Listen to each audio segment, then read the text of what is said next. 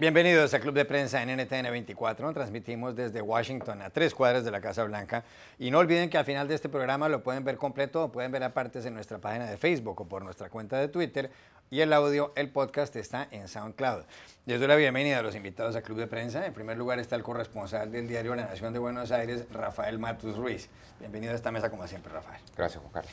Raquel Godos, corresponsal de la Agencia Española de Noticias EFE, bienvenida también. Gracias, Juan Carlos. Y Pepe Díaz Briceño, corresponsal de Reforma de México, bienvenido a esta casa. Gracias, Juan Carlos. Antes de entrar al aire, estábamos hablando sobre el esquí, que es un deporte, hay muchos países donde no se practica, como el mío en Colombia, donde prácticamente no hay pistas de esquí. Pero decía usted que es un deporte que le llama la atención por la forma como hay que tomar decisiones. Bueno, claro, sí, le comentaba a Raquel y Pepe, ¿no? Esquiando es el único lugar donde no pienso, porque es un deporte que te fuerza a tomar decisiones. Cada segundo y cada decisión que tomas es totalmente irreversible. Si es una curva, es una derecha, es una ola, para donde sigues. Es un lugar, la montaña, donde realmente puedo olvidarme literalmente del mundo y relajarme. O sea, uno tiene que tener claro si la decisión es partirse la pierna o no partirse la pierna. Es uno de los riesgos que se corre, sí. Pero vale la pena. Es peligroso, es un deporte muy bonito, aparentemente, yo no sé, pero es peligroso, ¿no es verdad? Bueno, sí. Ahora, de hecho, yo cuando aprendí a esquiar en mi infancia, en Mendoza, en un centro de esquí, Los Penitentes, que es muy, muy chiquitito, la gente esquiaba sin casco, sin ningún tipo de seguridad, pero ahora de grande y esquiando acá en Estados Unidos, vos ves que todo el mundo anda con casco en la montaña justamente por esto, por el riesgo. ¿Raquel Godos esquía o va a hacer algún otro deporte? Hacía mucho, hace tiempo, pero sí he esquiado alguna vez y de verdad me parece uno de los deportes más agradables. La sensación de las bajadas con el aire fresco es impresionante y es bellísimo, ¿no? También la imagen. En España hay muchos sitios donde la gente esquía, ¿no es cierto? Sí, claro, en los Pirineos, bueno, incluso en el sur. En Granada. Exacto. Es más cercano. ¿Esquí? No, la verdad yo vengo del semidesierto, pero el padre de mi esposa está a punto de cumplir 80 años y él se quiere morir esquiando en el norte de Italia. Ah, perfecto, gran muerte. Luego es Valero, que es una cosa... Bueno, primer asunto, Rafael Matus. Hay un escándalo mundial porque el diario The New York Times y el diario The Guardian de Londres, perdón, corrijo, el diario The New York Times y el Observer, The Observer, que es hoy en día el dominical del Guardian en el Reino Unido, publicaron una investigación donde han dejado claro que Cambridge Analytica, una compañía que fue contratada después por la campaña de Donald Trump, logró acceder a los datos personales de 50 millones de personas en Estados Unidos. Hay que tener claro que aquí ya ha contado Brad Parscale, el nuevo gerente de la campaña de Trump y quien le ayudó en la campaña anterior, que ellos lograron conseguir a través de Facebook, lograron identificar los votantes a los que tenían que llegarles con unos avisos dirigidos específicamente para ellos, y dice Parscale que así ganaron las elecciones. Muy bien. ¿Qué ocurre? Esta compañía Cambridge Analytica formaba parte del imperio que tiene un hombre muy adinerado que se llama Robert Mercer, que tenía, entre otras empresas, a Breitbart News, una página de derechas manejada por Steve Bannon hasta hace poco, que fue el principal estratega político de Trump hasta mediados del año pasado. Es más, Bannon le puso el nombre de Cambridge Analytica a esta compañía. Ahí contrataron a un hombre llamado Alexander Kogan, ruso-estadounidense, y aquí viene la cuestión de Rusia, las sospechas de la influencia de Rusia en las elecciones presidenciales estadounidenses. Y Kogan, que era un hombre que trabajaba en la Universidad de Cambridge, hay que hacer la distinción, Cambridge Analytica no tiene nada que ver con la Universidad de Cambridge, el nombre lo puso Steve Bannon, pero este hombre consiguió los datos y a través de todo esto, él le entregó la información a Cambridge Analytica que la utilizó aparentemente en la campaña de Trump. Dicen que hubo solamente 270,000 personas que en unas encuestas que hicieron en Facebook autorizaron a que les entregaran sus datos. Lo cierto del caso, además, es que Facebook, como consecuencia de todo esto, perdió ayer el 7% de su valor en bolsa, es decir, 36,000 millones de dólares. Repito, 36,000 millones de dólares. ¿Cuál es su percepción de semejante escándalo? Bueno, hay que decir que Facebook no solamente perdió muchísimo valor en bolsa, sino que también ha sufrido un enorme daño a su credibilidad, ¿no? Facebook suele decir en reiteradas ocasiones que la defensa de la privacidad de los datos de sus usuarios es una de las principales prioridades, pero lo que revela este escándalo de cosecha de datos es lo vulnerable que es la información que todos nosotros y que millones de usuarios en todo el mundo comparten a través de Facebook. una de las cosas que más me llama la atención de las consecuencias que ha tenido este escándalo es el cambio de narrativa que hay en torno a la red social, probablemente la red social más popular hoy en el mundo, ¿no? Digo, te debo al año 2011, ¿no? 2010, 2011, en la época de la primavera árabe, cuando Facebook era vista como una herramienta para fomentar la democracia, ¿no? Una herramienta que fomentaba la inclusión, el debate, las discusiones en sociedad. Y ahora Facebook es vista como una amenaza a la democracia, ¿no? En esa época también se decía que se fomentaba la libertad para compartir información, y ahora se le pide a Facebook restricciones, mayores controles, todo a partir de el escándalo que se desató con los fake news, el problema de los avisos falsos que Rusia, según el gobierno norteamericano, insertó en la red social para tratar de torcer la elección presidencial. Facebook se enfrenta a un año horribilis, ¿no? Donde esta pérdida de credibilidad... Anus horribilis. Exacto, sí, porque la verdad que otro de los problemas que revela el escándalo es que la compañía o le ha mentido a sus usuarios respecto de todas las salvaguardias que puso para compartir, para proteger la privacidad y la información de sus usuarios, o realmente no sabe cómo hacer para proteger esa información. Entonces, es un caso de desidia, de negligencia, o, en el caso peor, Facebook realmente miró para otro lado, como acusan algunos de sus propios ejecutivos que han dejado la compañía. Vamos a ver, creo que ya se está viendo, ¿no? El Parlamento británico que pide que Mark Zuckerberg vaya a declarar, al gobierno federal de Estados Unidos que ya empieza a poner la mira sobre Facebook. Creo que Facebook ha quedado en la mira, va a quedar bajo un profundo escrutinio, y la pregunta es, ¿qué va a salir de ese escrutinio? ¿Qué va a salir de esta ofensiva que han lanzado los gobiernos contra la red social? Vamos a ver un diálogo muchísimo más regulado, vamos a ver redes sociales que tienen que sí o sí estar muchísimo más sujetas al control por parte del Estado como un pilar fundamental de la defensa de la democracia. Este es el debate que creo que se va a despertar ahora.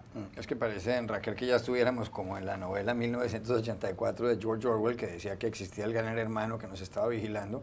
Pues da la impresión de que sí, este tipo de compañías como Facebook tienen toda la información personal de los usuarios, y además pues la información está por ahí en una cantidad de compañías y muchísima gente la tiene. Bueno, hay que recordar que todos llevamos encima una cámara y un micrófono, y que mucha gente es capaz de acceder a esas cámaras y esos micrófonos para saber qué está haciendo uno. El otro día comentaba con un amigo que temía que le hubieran escuchado porque automáticamente le salió un anuncio relacionado con lo que estaba hablando en una red social, lo cual es bastante asustador, ¿no? Sí.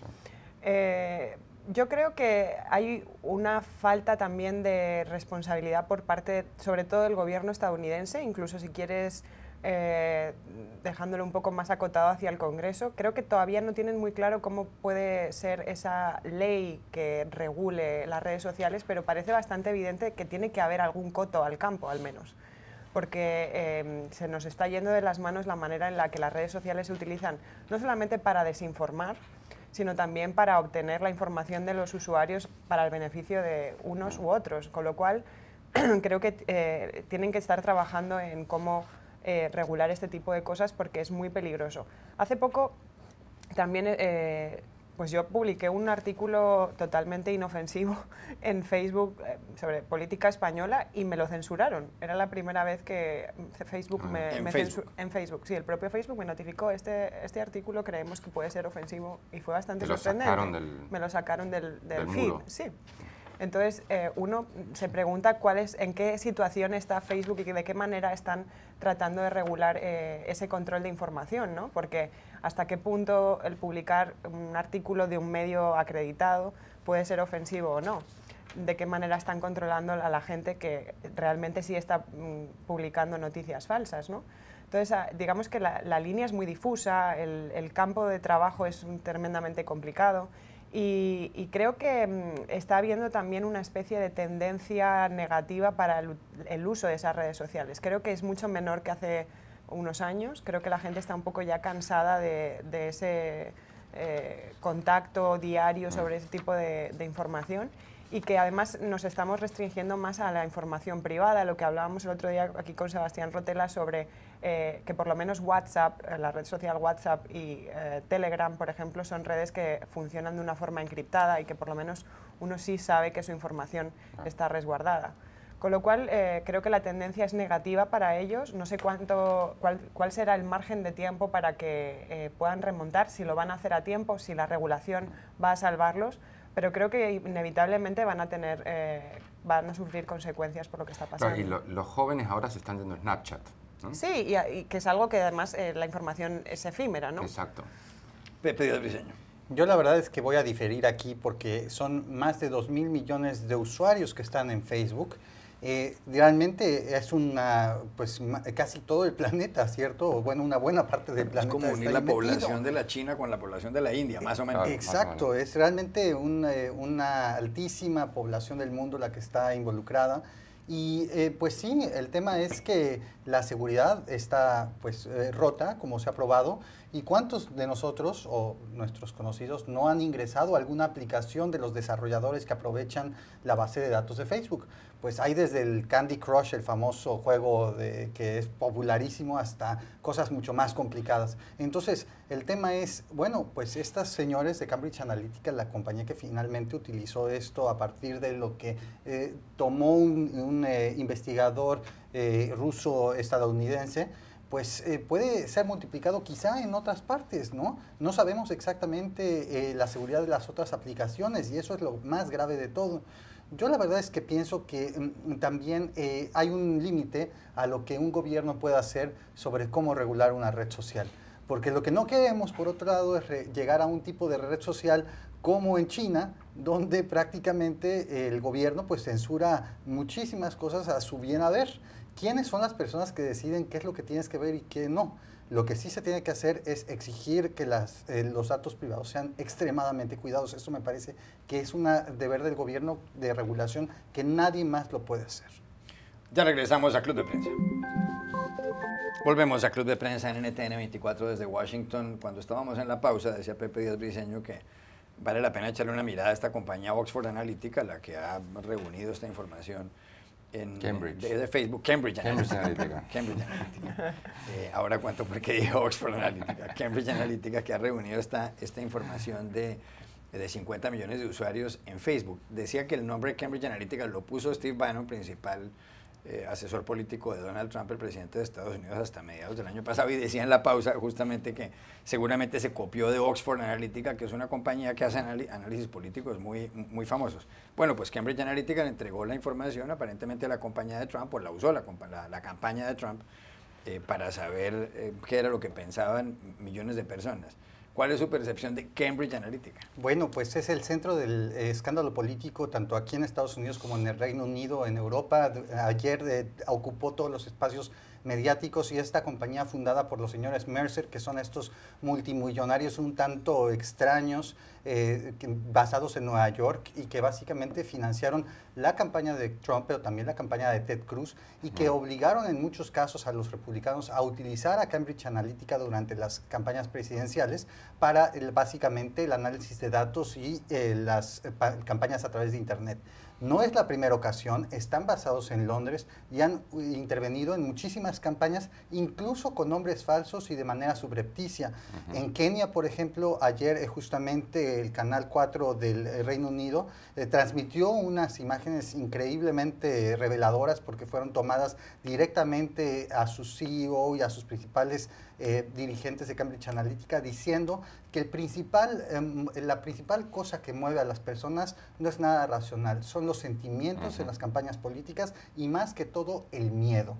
Y ellos son básicamente traficantes del miedo. Les preguntaban en estas, ¿cómo se llama? En estas entrevistas, pues básicamente grabadas subrepticiamente, que qué tipo de trabajo hacían.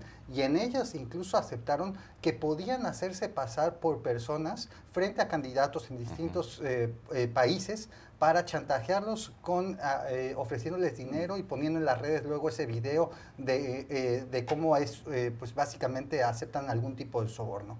Básicamente es una compañía que hace todo tipo de servicios para campañas políticas, centradas ciertamente en el mensaje del miedo por Internet, pero algo que básicamente es que ha causado mucha conmoción ante pues lo débil que es la frontera entre lo legal y lo ilegal. Claro. Ahora, falta ver en qué otros países han intervenido. Entiendo que Argentina ha sido uno de los casos, pero por ejemplo, Andy, en el propio video dicen, estuvimos en México no se sabía que habían estado. Es interesantísimo, pues es cierto que nada de lo que se ha hecho es ilegal, ¿no? Esta famosa cosecha de datos de usuarios se hizo todo aprovechando estos huecos en la política de privacidad de Facebook. Fueron los Mercer justamente los que un poco le metieron a Steve Bannon a Trump en la campaña en agosto de 2016, cuando, bueno, unos tantos momentos caóticos de la campaña del presidencial del magnate, Steve Bannon se convierte en su principal asesor, ¿no? Es como un matrimonio perfecto, esto que decía Pepe, ¿no? Estos que promueven el miedo a través de una plataforma como Facebook, donde la polarización que define Estados Unidos se ve en cada posteo y en cada mensaje, en cada comentario, ¿no? Raquel. Bueno, yo creo que los gobiernos ahora, sobre todo el gobierno británico, que es donde está la matriz, y todos los gobiernos que hayan sido afectados, tienen que desnudar el modus operandi de esta compañía. Eso es un primer paso necesario. Y luego, bueno, puede que haya, como bien decía Rafa, vacíos legales respecto a los temas de privacidad, pero quiero creer que no respecto al soborno o respecto a la suplantación de identidad, con lo cual esta gente va a tener que pagar algún tipo de responsabilidad ante la justicia, porque eso sí son delitos penados. Quería seguir con usted, Raquel, porque hay noticia en Europa y tiene que ver con Nicolás Sarkozy, hombre que fue presidente de Francia, de la República Francesa a partir del año 2007 y que hoy tiene 63 años. Esta mañana fue detenido en instalaciones policiales en Nanterre, muy cerca de la capital francesa de París, para interrogarlo acerca de la supuesta financiación ilegal de su campaña presidencial. En el año sobre todo 2005 se presume, y 2006 se presume que los libios, cuando era dictador de Libia, Muammar Gaddafi, le dieron a él 5 millones de euros, algo así como 6 millones o algo más de 6 millones de dólares para la campaña. Y además esto ocurrió, decía yo, como en el año 2006-2007, porque en el año 2005 el señor Sarkozy, cuando era ministro del Interior, contribuyó además a que le levantaran unas sanciones que le había impuesto Francia al régimen dictatorial libio. Después, en el año 2011, el señor Sarkozy se le volteó, para decirlo claramente, a Muammar Gaddafi, y cuando Gaddafi fue linchado, prácticamente se cayó el régimen libio, pues Francia estaba en contra del señor Gaddafi. Ahora uno de los hijos de Gaddafi, Saif al-Islam Gaddafi, ha dicho que Sarkozy debe devolver el dinero, pues porque se lo regalaron para la campaña, y que después, como traiciona a los libios, debería devolver la plata o devolver el dinero. ¿Va a terminar Sarkozy en prisión más tiempo y va a terminar tras las rejas como consecuencia de todo este escándalo?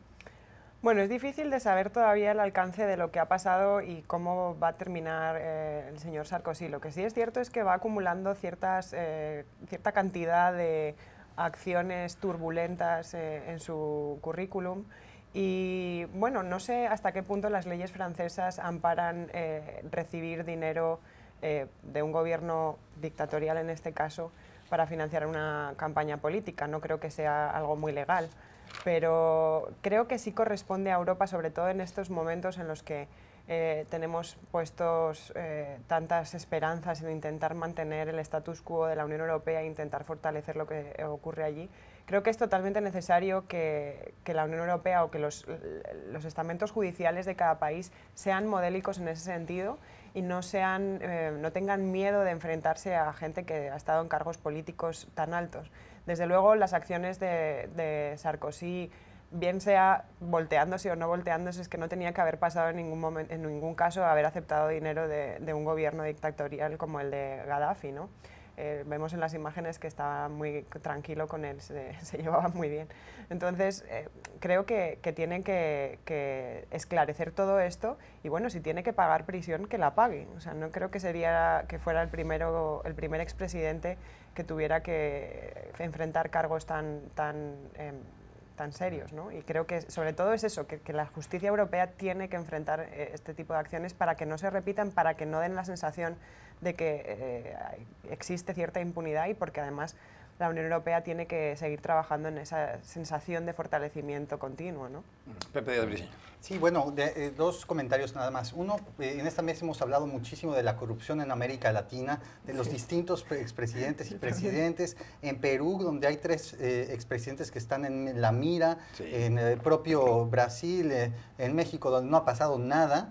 Pero pues aquí nos da consuelo de que no solo somos nosotros los latinoamericanos, sino que incluso en democracias consolidadas hay corrupción fuerte. Graves problemas de corrupción, también. obviamente, ¿no? Y aquí también. Y el ver que funcionan las instituciones para al menos llamar a una prisión, pues básicamente breve, preventiva, para saber exactamente el involucramiento, pues es realmente pues notorio y bueno, de mucha felicidad para los que creemos en la democracia.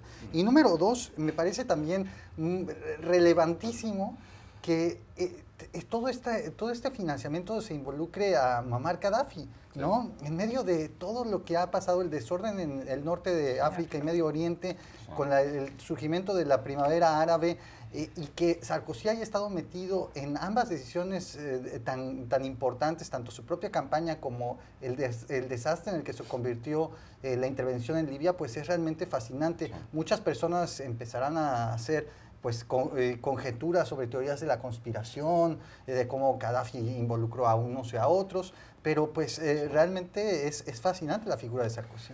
Y se estaba leyendo aquí a propósito de los expresidentes franceses que incluso Jacques Chirac, que fue presidente del año 1995 al año 2007, en el año 2011, una corte lo declaró culpable de haber malversado fondos públicos y de haber abusado de la confianza de los ciudadanos y le dio una condena, al final no fue a prisión, de 2 años.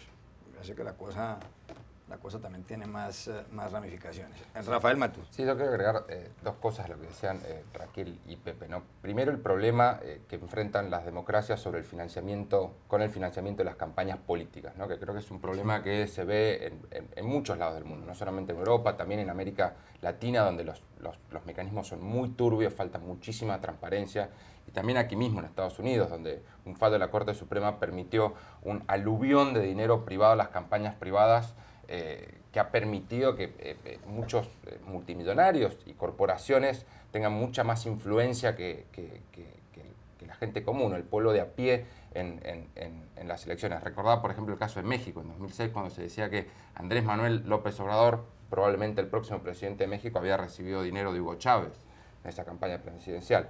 Ese es un tema. Y el otro tema me lleva a 2011, ¿no? Cuando el mundo orquestó esta ofensiva militar contra el régimen de Gaddafi, llevándose puesto décadas de relaciones muy turbias de Gaddafi con muchas democracias y políticos de Occidente. Berlusconi. Exacto.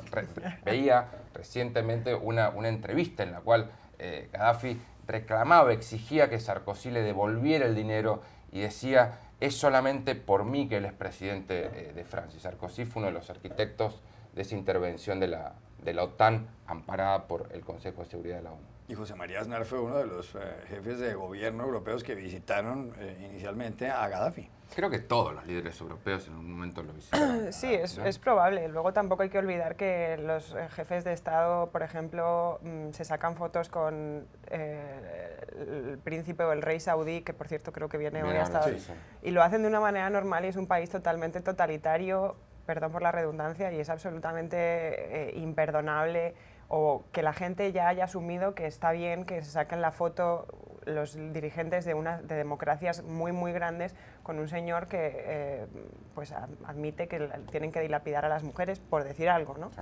Entonces, pues sí, eso es algo muy preocupante, pero claro, la foto no es ilegal. La foto de momento no es ilegal, lo que es ilegal es aceptar dinero de un sitio o de otro. Y es verdad, y a mí me interesa mucho lo que comenta Rafa. En el caso de Estados Unidos, lo que hizo la Corte Suprema con este fallo permitiendo que el flujo de dinero fuera totalmente sin fin, a mi juicio es una legalización total de la corrupción. Porque, por lo menos en mi país, si una empresa paga a un partido político para que tome una decisión u otra, eso es corrupción. Con lo cual, en este país está legalizada y como nuestros países tristemente tienden a mirar aquí con una mirada tan modélica e ingenua, pues entonces empezamos a replicar modelos. Espero que la llegada de Trump haga cambiar ese modelo y esa tendencia, ¿no? Pero lo de la financiación ilimitada, gratuita, para atender a los intereses económicos de ciertas empresas, eso debería ser inadmisible. Es curioso cómo la gente, muchos candidatos hacen lo que sean por ganar las elecciones, aceptan dineros que no deberían. Claro. En el caso colombiano, en 1994 fue cuando la campaña presidencial victoriosa, la de Ernesto Samper Pizano, que el cartel de Cali, uno de los grupos de narcotráfico más importantes del país, les dio en ese momento $5 millones. Luego vino la discusión de si Ernesto Samper, hoy expresidente, estaba enterado o no. Él llegó a decir que si ese dinero había entrado había sido a sus espaldas, pero por supuesto muchos colombianos lo dudan y quedó esa mancha en la historia política colombiana. Ya regresamos a Club de Prensa. Volvemos a Club de Prensa en NTN 24 desde Washington. Raquel, hay noticias de Uber porque estaba un automóvil sin conductor, de los que ya están autorizados, transitando por Tempe en el estado de Arizona, aquí en Estados Unidos, en los últimos días, el domingo, cuando a las 10 de la noche este vehículo atropelló a una mujer que se llamaba Ellen Herzberg, de 49 años, y la mató. Ella estaba caminando con su bicicleta. Esto, por supuesto, ha hecho que Uber congele las pruebas de los automóviles sin conductor, que además las estaban llevando a cabo en otras ciudades de Estados Unidos como Pittsburgh y como San Francisco, y en ciudades canadienses como Toronto. Iba a 40 millas de velocidad este vehículo. Y hay una gran discusión sobre el tema, sobre si Uber debería continuar con este proyecto o no, sobre si fallan este tipo de vehículos, aunque parece que habían dicho que no. ¿Cuál es su opinión sobre este asunto? ¿Debería Uber continuar con este tipo de experimentos a pesar de lo que ocurrió? ¿Es normal que pase? ¿Pasa también con los conductores de carne y hueso? Bueno, primero, si yo ya tengo miedo con ciertos conductores de carne y hueso, imagínese meterme en un carro que va solo, pues no sé.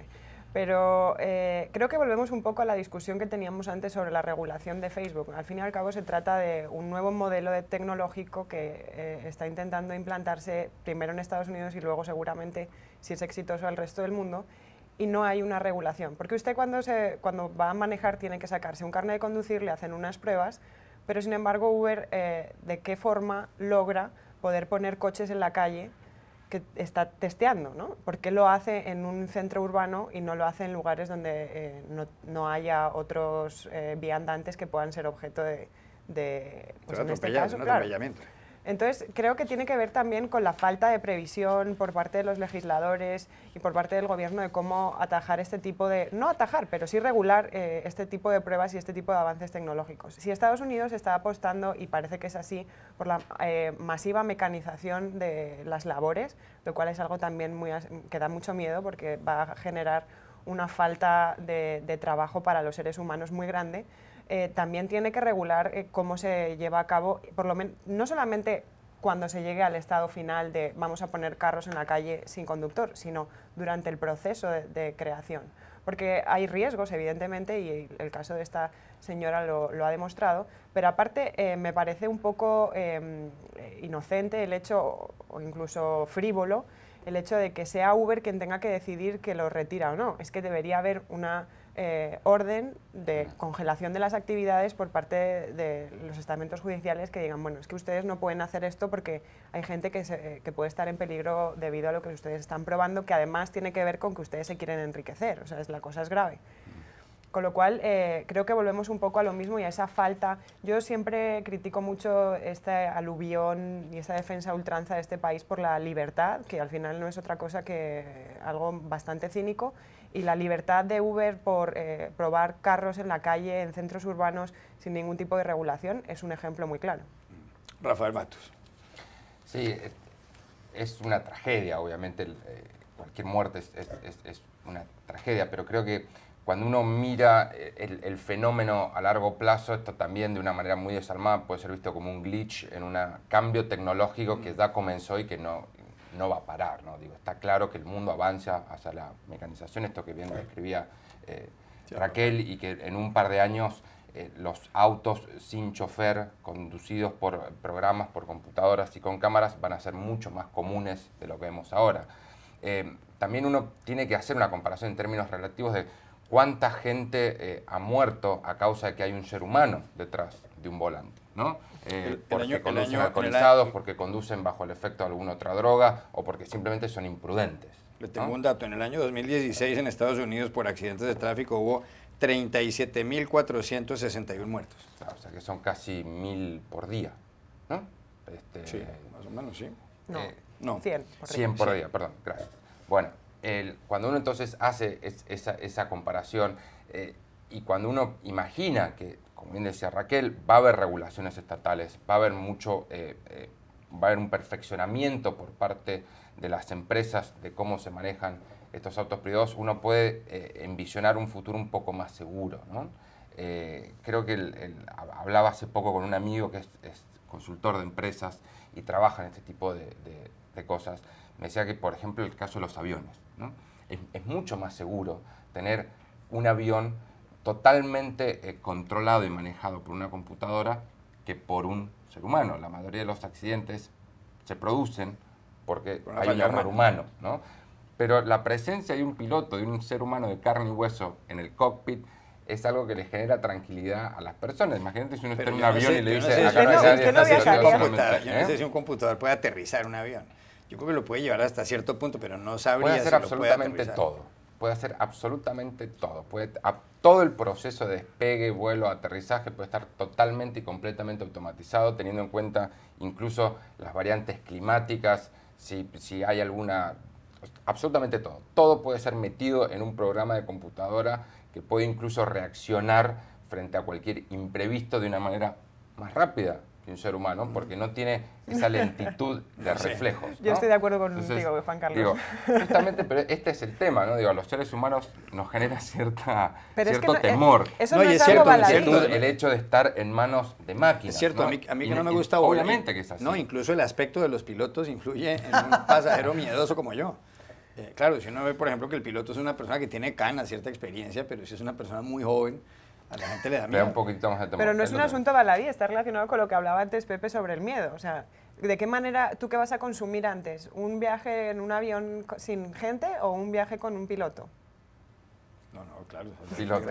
Y estamos hablando de dinero, que es al final de lo pero que... es un poco la tensión hasta que la voz produce... del piloto cuando anuncia cuál va a ser el estado del tiempo. Te le puede poner un durante el mensaje vuelo, grabado por influye computadora de la misma manera cuando te llaman la computadora para venderte algo. Digo, creo que es una tensión muy lógica que produce el cambio tecnológico, pero si algo nos enseña la historia es que el cambio tecnológico no se puede. Es inevitable. Es inevitable. Lo A único que pesar podemos de tragedias hacer, como la que ha pasado con esta señora. absolutamente, y a pesar también del costo social que mencionaba Raquel que puede generar, de millones de personas desempleadas que sin estar calificadas para realizar otro empleo van a quedar sí o sí dependiendo de una red de contención social que en Estados Unidos hoy por hoy es muy débil, ¿no? Pero bueno, son las tensiones que ha producido históricamente el cambio tecnológico y si algo nos enseña la historia es que lo único que podemos hacer es tratar de adaptarnos de la mejor manera posible. No, es un tema fascinante. Por una parte, creo que coincido 100% con Rafa. Si se permiten estos autos sin chofer en las ciudades, va a haber accidentes. Eso es una realidad. En el futuro va a haber accidentes con estos carros. No podemos pretender que sean perfectos. Ahora, la gran pregunta y las dudas es, ¿serán más seguros que las personas justamente conduciendo los autos? Pues eso es una materia de investigación y a medida que se introduzca más la tecnología se podrán hacer recuentos. Ahora, Juan Carlos, a ver, tenemos a estos señores, bueno, a estos robots manejando autos. También ya manejan autobuses y camiones, ya hay pruebas. El candidato mexicano Ricardo Anaya, uno de sus spots más interesantes para la presidencia ahora en 2018, fue con un autobús manejado por un robot aquí en Estados Unidos para presentarse como un candidato innovador, ¿no? Pero también, entonces, también están los drones que entregan paquetes, los carritos que van por la calle. Comida, ¿los has visto? Aquí en Washington. Que reparten comida también sin nada, ¿no? Por las aceras. Y lo más terrorífico del asunto son ese anuncio, si ustedes no lo han visto, de unos perros abriendo puertas en unos pasillos que son robots, que no los controla nadie, que son sus propios detectores de obstáculos y se van caminando ahí unos perros robots. Es realmente pues aterrador el futuro que nos enfrenta, porque pues en muchos casos las máquinas son más eficientes que nosotros. Madre mía. Cambio de asunto, Raquel Godos. El presidente de Estados Unidos, Donald Trump, ya hizo un cambio de asunto importante. ayer estuvo en Manchester, en el estado de New Hampshire, y dijo que realmente lo que se requiere para luchar contra los narcotraficantes es imponerles la pena de muerte. Dijo, hay países donde este problema del narcotráfico no existe, por ejemplo en Singapur o en la China, porque allá hay pena de muerte y porque son muy duros. Incluso ha llegado en varias ocasiones Trump a mencionar que a él le gustan mucho las políticas contra el narcotráfico de Rodrigo Duterte, el presidente filipino que dice una gran cantidad de bestialidades desde que se metió en la política. ¿Será que la solución para el narcotráfico es la pena de muerte? Que los narcotraficantes aquí en Estados Unidos, los que trafican con opiáceos, o qué sé yo, vaya uno a saber si extraditan a un narcotraficante venezolano, colombiano, peruano, lo que sea. ¿Será que ese es el remedio? Evidentemente no. Los narcotraficantes saben y se meten en ese negocio sabiendo que se juegan la vida todos los días porque hay un poco de gente detrás de ellos que los quieren matar y que además los van a matar sin ningún tipo de concesión. Con lo cual, creo que se trata de otra de esas maniobras de Trump para agitar a su base electoral que le encanta la mano dura, y lo imponga o no luego también depende mucho de los estados, de la forma en la que los estados quieran aplicar esa pena de muerte o no, y también pues, de qué manera Estados Unidos sigue alimentando esta retórica falsa de que ellos no tienen ninguna culpa porque los consumidores, pobrecitos, ¿no? Creo que ahí radica el gran problema y tienen que hacer una labor de pues, revisión de conciencia, ¿no? Intentar saber cuál es la raíz también de lo que ocurre aquí a nivel nacional con el tema del consumo de drogas, no solamente de las drogas ilegales, sino de las drogas legales. Sí me parece interesante lo que están planteando con el tema de las farmacéuticas, porque ahí es donde radica la cuestión, ¿no? El fácil acceso por una cuestión de legalización de este tipo de cosas y de la facilidad que tienen de recetar este tipo de medicamentos. Pero luego hay que recordar que, por ejemplo, acceder a temas como el fentanilo, que es un potenciador de la heroína brutal y que tiene unas consecuencias devastadoras en la salud, pues tiene que ver también con la manera de generar y de no cuidar bien cómo entran en estas drogas al país, ¿no? O sea, parece bastante cínico decir que, bueno, es que los extranjeros o esta manía que tiene con los mexicanos son los que traen aquí las drogas, pero bueno, alguien habrá aquí que les ayude a meterlas, primero, y segundo, también hay gente que las consume, con lo cual igual tienes que hacer un poco de pedagogía, educar a la gente en qué es lo que les está llegando a las manos. En España, en los años 80, hubo una gran epidemia con la heroína porque la gente no sabía lo que se estaba metiendo, y ahora pues la gente que sufre esa lacra es muy, muy menor gracias a una labor pedagógica de los diferentes gobiernos que han pasado, ¿no? Pues en este caso es exactamente lo mismo. Rafael Matus. Sí, es un tema fascinante, hay muchísimo por decir. Primero, creo que la propuesta de imponerle la pena de muerte a las personas que venden drogas es una clásica idea populista, demagógica, de mano dura, que no produce absolutamente ningún resultado positivo. Hay sobradas evidencias de que la guerra contra las drogas como política para intentar controlar la demanda, el consumo de drogas para atacar un problema que es un problema de salud, ha fracasado. Eso ya lo hemos dicho incontables cantidades de veces, hay muchísima evidencia al respecto. Segundo, creo que la pena de muerte como política no funciona, ¿no? Como tratar de, como si fuera un elemento disuasorio para el crimen. Esta idea de que mientras más dura la pena, menos criminal. No, está más también que probado que el crimen depende de muchísimos otros factores socioeconómicos, sociales, culturales, Los países donde hay pena de muerte no tienen una criminalidad menor que los países donde no hay. Exacto. Claro. Es así de sencillo. Segundo, hay personas que están dispuestas a correr el riesgo de vender drogas, porque hay un mercado negro de drogas que infla el precio de las drogas y por lo tanto brinda lo que los economistas llamamos una prima de riesgo, ¿sí? Que personas como el Chapo Guzmán, Pablo Escobar estaban dispuestos a cobrar más que a pagar, ¿no? Y se hicieron multimillonarios gracias a eso. La solución final para el problema de las drogas es abordar el tema como un problema de salud y legalizar las drogas. Esto también hay cada vez un consenso político más sólido al respecto, que obviamente Trump hace oídos sordos, porque hace oídos sordos a un montón de cosas y prefiere, por el contrario, elogiar a mandatarios que violan derechos humanos, que ejecutan, ordenan ejecuciones sumarias en las calles, como el señor Duterte. Por último, Trump habla de este tema abordando la tragedia de la crisis de los opiáceos los pesos en Estados Unidos. No es solamente un problema de heroína ilegal que viene de México, de otros lados, es un problema de drogas legales. Y ahí hay otro problema muchísimo más grande en este país, que es la debilidad que tiene el mercado de la salud en Estados Unidos, la vulnerabilidad a la que quedan expuestos muchísimas personas porque no hay una oferta de salud asequible, un problema que intentó resolver Obama, lo resolvió a medias y que ahora los republicanos se quisieron llevar puestos porque son fanáticos del libre mercado y creen que todos debemos estar sujetos a la voluntad de las aseguradoras médicas prepagas, como le decimos en la Argentina. Es un problema de drogas legales, no es un problema de drogas ilegales mayormente. Y la única forma de atacar ese problema es atacando el problema muchísimo más complejo, muchísimo más serio del mercado de la salud. Un acertijo que Estados Unidos no ha podido resolver en 100 años y que nada indica que va a poder resolver.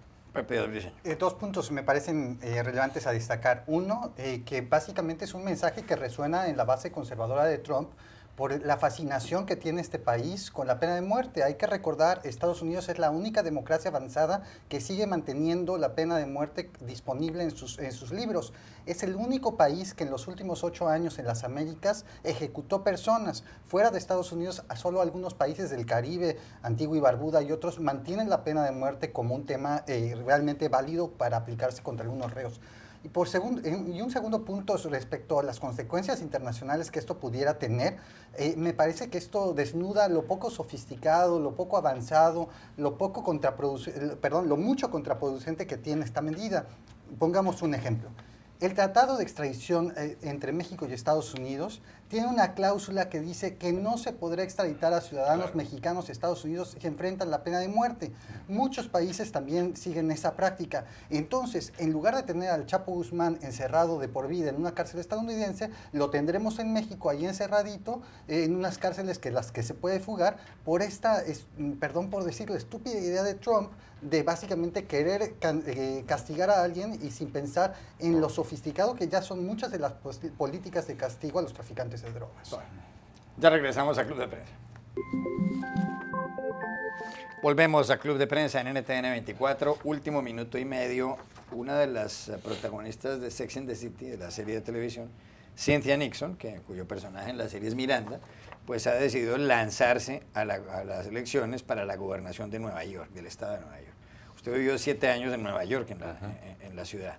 ¿Puede ganar Cynthia Nixon esas elecciones? No, creo que si Trump ganó, creo que ha probado que puede ganar cualquier elección en Estados Unidos. Y es otra vez la televisión alimentando a la política estadounidense, ¿no? Cynthia Nixon, veías el video que publicó en Twitter, se presenta de una manera bastante parecida a la que se presentó Trump, ¿no? Como una outsider a la política, tratando de atacar los problemas que no ha resuelto la política, ¿no? Y por supuesto, incluyó una escena infaltable para cualquier candidato que se presenta en Nueva York, que es ella tomando el subte, ¿no? Tratando de mostrarse como una mujer, ¿no? del pueblo que está cerca de los problemas de la gente, a pesar de que ha vivido en esta burbuja en la que viven las estrellas en Estados Unidos. Creo que también muestra lo que se ha dicho también muchas veces, ¿no? Que este es el año de la mujer en la política de Estados Unidos, ¿no? Nunca antes se ha visto tantas mujeres candidatas como ahora. Pepe, 20 segundos. No, a mí me parece fascinante también el hecho de que una mujer le ponga los pelos de punta a un político pues tan tradicional y tan querido como Andrew Cuomo, ¿no? Sí, está bien. O sea, eso va a ser fascinante también cómo responde, porque de ser alguien que toma por sentado que tiene la base demócrata, pues Manhattan la va a tener bastante difícil. Raquel Godos, 30 segundos. Bueno, lo interesante de que haya este tipo de candidatos que hacen uso de la televisión es que hay que tener en cuenta, que es algo que yo creo que los periodistas minusvaloramos con el caso de Trump, es que ellos ya tienen la campaña hecha desde hace muchos años. Esta chica se convirtió en TT mundial, en Trending Topic mundial ayer cuando lanzó la candidatura, y eso es porque ya medio mundo la conoce. Claro. Gracias a los tres, a ustedes los espero mañana en Club de Prensa.